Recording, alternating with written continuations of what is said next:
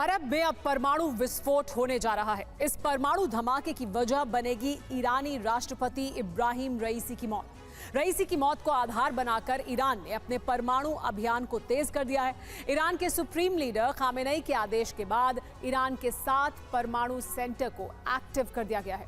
Iran को रूस का भी साथ मिल गया है। तो सवाल यही है कि क्या अगर ईरान ने हाल फिलहाल परमाणु परीक्षण किया तो इसका परिणाम क्या होने जा रहा है।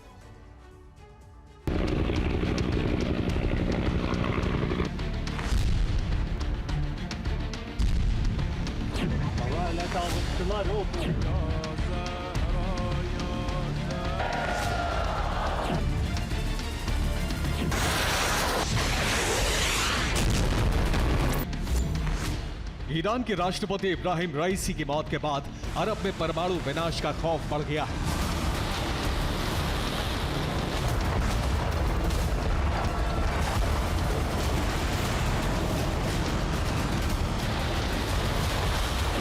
रईसी की मौत के बाद अब ईरान किसी भी वक्त परमाणु परीक्षण कर सकता है।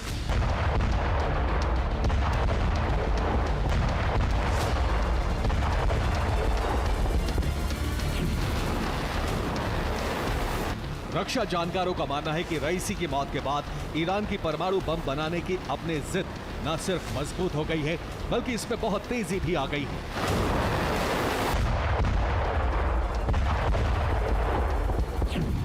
ईरान को रूस के साथ साथ चीन का भी साथ मिल गया है, लिहाजा अब वो बेखौफ होकर एटमी धमाका कर सकता है।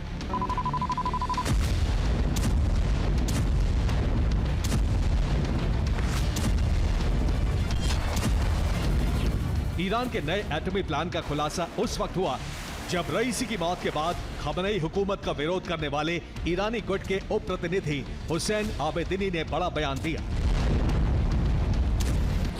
आबेदिनी ने कहा है कि सत्ता में बने रहने के लिए खामेनेई कुछ भी करने को तैयार हैं। खामेनेई अपनी तानाशाही बनाए रखने के लिए बहुत आक्रामक नीति अपनाएंगे। ईरान अब परमाणु हथियार हासिल करने के लिए पहले से कहीं ज्यादा कोशिश करेगा। खामेनेई हुकूमत के विरोधी गुट ने जो कुछ कहा है वो यूं ही नहीं है। शक है कि हेलीकॉप्टर क्रैश और रईसी की मौत के पीछे इजराइल और अमेरिकी इंटेलिजेंस एजेंसियों की साजिश है। रईसी की मौत ने खामेनेई को अरब में परमाणु विस्फोट करने का मौका दे दिया है।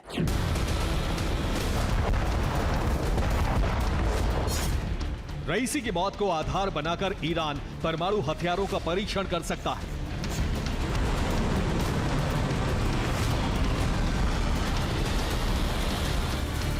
रूस और चीन जैसे देश ईरान को एटमी शक्ति बनाने के लिए मजबूत कवच दे सकते हैं।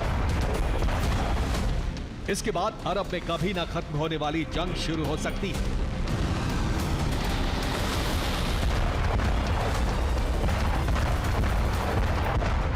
रूस ने ईरान को समर्थन देना शुरू भी कर दिया है। पश्चिमी देश ईरानी परमाणु कार्यक्रम के विरोधी है, लिहाजा रूस ने पश्चिमी देशों को मिटाने की धमकी देनी शुरू कर दी है। पुतिन के राइट हैंड और रूसी सिक्योरिटी काउंसिल के डिप्टी चीफ दिमित्री मेदवेदेव ने पश्चिमी देशों को चेतावनी देते हुए कहा है कि अमेरिका और ब्रिटेन जैसे पश्चिमी देश रूस के वैध टारगेट हैं। मेदवेदेव ने इस तरह पश्चिमी देशों को मिटाने की वार्निंग जारी कर दी है।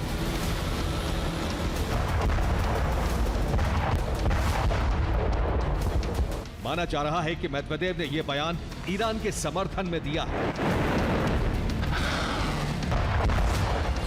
रईसी की मौत के बाद उपराष्ट्रपति मोहम्मद मुख्बर को अंतरिम राष्ट्रपति बनाया गया है। मोहम्मद मुख्बर भी परमाणु परीक्षण के बाद पश्चिमी देशों के खिलाफ जंग छेड़ने के समर्थक रहे।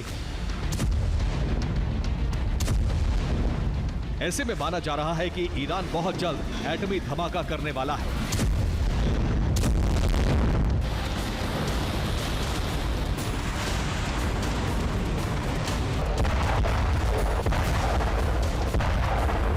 ईरान अंडरग्राउंड बंकर और जमीन में सैकड़ों फीट नीचे मौजूद सिटी में परमाणु हथियार तैयार कर रहा है।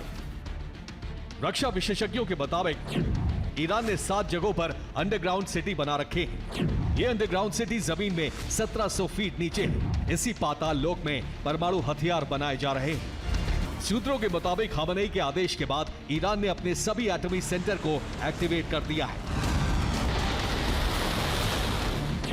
Sharif university of technology, Isfahan nuclear research centre, Natanz enrichment plant, Rudan nuclear research centre, Zagros nuclear hub, Fordow enrichment plant, Bonab atomic research centre, इन्हीं 7 जगहों पर यूरेनियम संवर्धन हो रहा है। यहीं पर रिसर्च हो रहा है और अंडरग्राउंड सिटीज में उस रिसर्च पर तेजी से काम हो रहा है। ईरान के परमाणु प्रोग्राम में तेजी आने की वजह है ईरानी इंटेलिजेंस एजेंसी वाजा को सुप्रीम लीडरशिप से मिला आदेश। वाजा एक तरफ खामनेई के परमाणु प्लान को तेजी से आगे बढ़ा रही है, तो दूसरी तरफ रईसी की मौत का बदला लेने की तैयारी कर रही है। शक है कि रईसी के हेलीकॉप्टर को मोसाद के एजेंट ने क्रैश करवाया, लिहाजा वाजा भी इसी तरह का पलटवार कर सकती है और इस तरह अरब में वाजा और मोसाद के बीच एक अदृश्य जंग शुरू हो गई है।